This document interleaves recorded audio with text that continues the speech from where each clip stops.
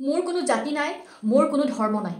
জুবিনদাৰ এই বিশেষ ডায়লগটোক সকলো মানুহে নিজৰ নিজৰ এটা ৰূপ দিবলৈ চেষ্টা কৰিলে। আনকি আমাৰ অসমৰ মুখ্যমন্ত্ৰীয়েও এই ডায়লগটো লৈ বহুতবাৰ পলিটিক্স কৰা দেখা গৈছে। জুবিনদাক বেলেগ ধৰণৰ দিশ এটা দেখাবলৈ চেষ্টা কৰিছে। জুবিনদাই কি মানিছিলে, ভগৱান মানিছিলে নাই মনা, সকলো কথা মানুহে নিজৰ নিজৰ মতলবত নিজৰ নিজৰ স্বাৰ্থত ব্যৱহাৰ কৰে। কিন্তু আউনীআটী সত্ৰৰ সত্ৰাধিকাৰ শ্ৰদ্ধাৰ পীতাম্বৰদেৱ গোস্বামীয়ে এই কথাটোক আৰু জুবিনদাৰ যি মনৰ যিটো ভাৱটোক ইমান ধুনীয়াকৈ বুজি পাইছিলে বা প্ৰকাশ কৰিছে। এই ভিডিঅ'টো আপোনালোকে ভালকৈ চাওক, তেতিয়া বুজি পাব। জুবিন গাৰ্গৰ সম্পৰ্কত দুটা কথা মনত পৰিছিলে, ক'বলৈ বিচাৰিছোঁ।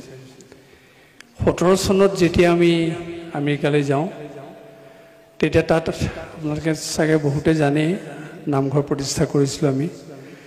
প্ৰথমবাৰ 16 চনত যাওঁতে নামঘৰৰ আৰ্হি প্ৰতিষ্ঠা কৰিলোঁ অসমীয়া লোকসকলৰ সহযোগত আমেৰিকাত থকা। আৰু দ্বিতীয়বাৰ আমি আসনখন লৈ গৈছিলোঁ, সেইবাৰ জুবিন গাৰ্গো গৈছিলে।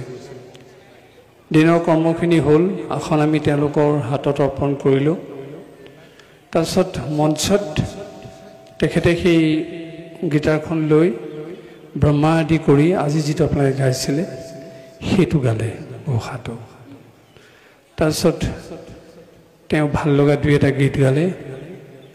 আমি সন্মুখত বহি আছোঁ, এইটো পৰিৱেশতে আছোঁ। তাৰ মাজতে দুগৰাকী মানে মাত লগালে, I love you Zubeen Garg. Zubeen গাৰ্গে লগে লগে ক'লে, ঐ ক'ত কথা কৈছ।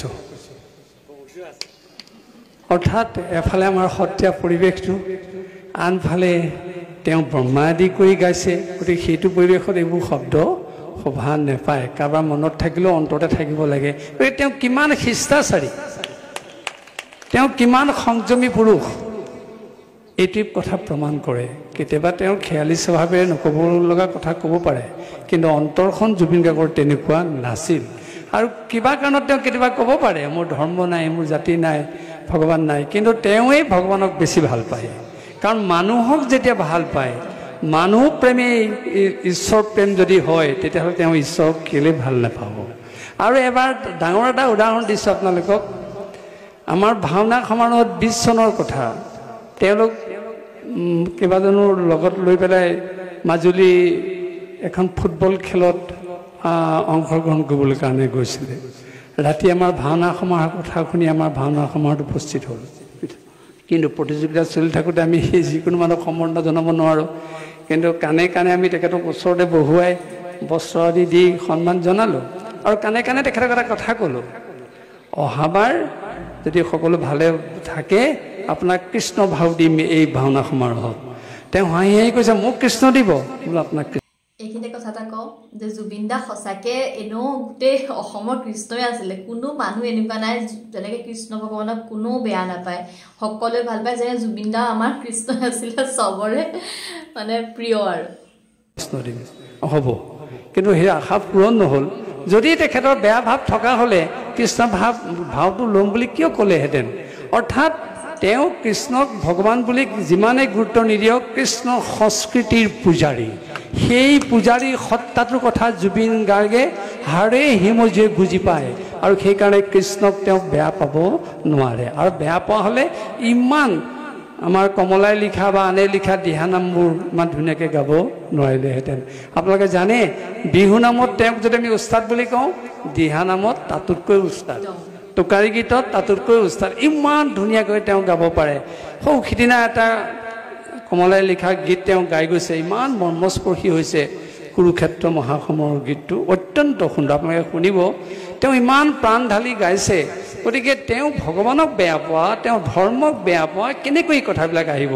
সেইটো এটা তেওঁ আচলতে জুবিন দাই ভগৱানক বেয়া নাপায় বা জুবিন দাই কোনো ধৰ্ম বা জাতিৰ এজনক মানে কোনোবা এটা দিশত যাব নিবিচাৰে। তেওঁ সকলো এক বুলি ভাবে আৰু ভাবে কি সকলো মানুহ সমান, সকলো এজনেই ভগৱান আছে। আৰু সেই সকলো মানুহৰে ভগৱান একজন, যি অদৃশ্য এটা শক্তি, সেই অদৃশ্য শক্তিটোক বিশ্বাস কৰে, যিটোৱে তেওঁক সংস্কৃতিবান আৰু মানুহক মৰম কৰিবলৈ, ইমান মানুহক হেল্প কৰিবলৈ অনুপ্ৰাণিত কৰে। গতিকে মানুহে এই ডায়লগবিলাকক বেছিকৈ ধৰণৰ নিজৰ বা ৰাজনৈতিক স্বাৰ্থত হওক বা নিজৰ যিকোনো স্বাৰ্থত ব্যৱহাৰ কৰি পেলাই বস্তুটোক বহুত এটা বেলেগ মূৰ দিবলৈ চেষ্টা কৰিব কেতিয়াও নালাগে। কিবা কাৰণত তেওঁৰ স্বভাৱসুলভভাৱে কথাটো কৈছে, কিন্তু অন্তৰখন অত্যন্ত পবিত্ৰ অন্তৰখন অত্যন্ত ভগৱত পৰায়ণী অন্তৰখন অত্যন্ত মানুহপ্ৰেমী আৰু সেইজনে আছিল জুবিন গাৰ্গ এই কথাখিনি মনলৈ আহিছিলে কাৰণে ক'লোঁ আপোনালোকে যাতে অসন্তোষ নকৰে কিন্তু তেওঁ যেতিয়া দিহানাম গায় এগৰাকী যেন সঁচা অৰ্থত ভকতেহে দিহানাম গাইছে এই কথা মনলৈ আহে আৰু তেওঁ যেতিয়া টোকাৰ গীত গায় সেই বৈৰাগী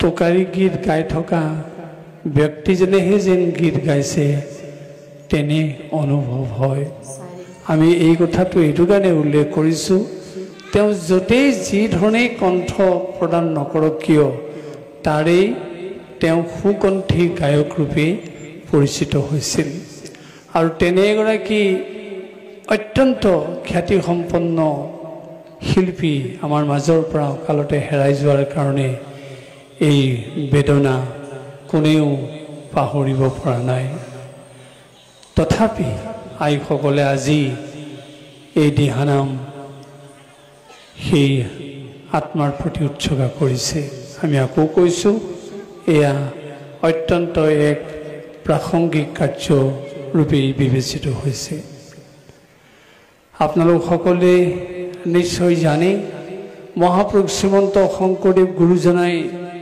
আমাক যি নাম ধৰ্ম দি থৈ গ'ল এই নামতেই আছে আমাৰ অসমৰ সমাজ জীৱনৰ বিভিন্ন নাম অৱহোৱা নাম বৰনাম জোনা নাম ৰঙালী নাম বীৰ নাম বিভিন্ন নাম আৰু তাৰ ভিতৰত দিহানাম বৰ্তমান সময়ৰ আটাইতকৈ লেখত ল'বলগীয়া নাম জুবিনদাৰ বিষয়ে ইমান সুন্দৰকৈ বুজাই দিছে জুবিনদাৰ যেন মনৰ মানুহজনক আমাৰ আগত প্ৰকাশ কৰিবলৈ চেষ্টা কৰিছে আৰু জুবিনদাৰ তেনেকৈ আছিলে ধৰ্ম কেৱল এনেকুৱা নহয় কি এটা ধৰ্মক মানিলেই ভগৱান প্ৰিয় হৈ যাব এনেকুৱা নহয় জুবিনদাই ভগৱানে যিখিনি ভাল পোৱা কাম কৰি গৈছিলে অকল ধৰ্ম বুলি চিঞৰি অকল একো কাম নকৰাকৈ থকা নাছিলে মানুহক সহায় কৰাৰ পৰা আদি কৰি সকলো কাম তেওঁ কৰি গৈছিলে সেইকাৰণে জুবিনদাক আজি ইমান সকলোৱে ভগৱান বুলিয়ে ভাবে আশা কৰোঁ আপোনালোকে ভিডিঅ'টো ভাল পালে কাৰণ মই ভাবিছিলোঁ কি ভিডিঅ'টো শেষেই নহয় ইমানেই ভাল লাগিছিলে জুবিনদাৰ কথাখিনি শুনি ঠিকে আছে আজিলৈ আহিছোঁ নমস্কাৰ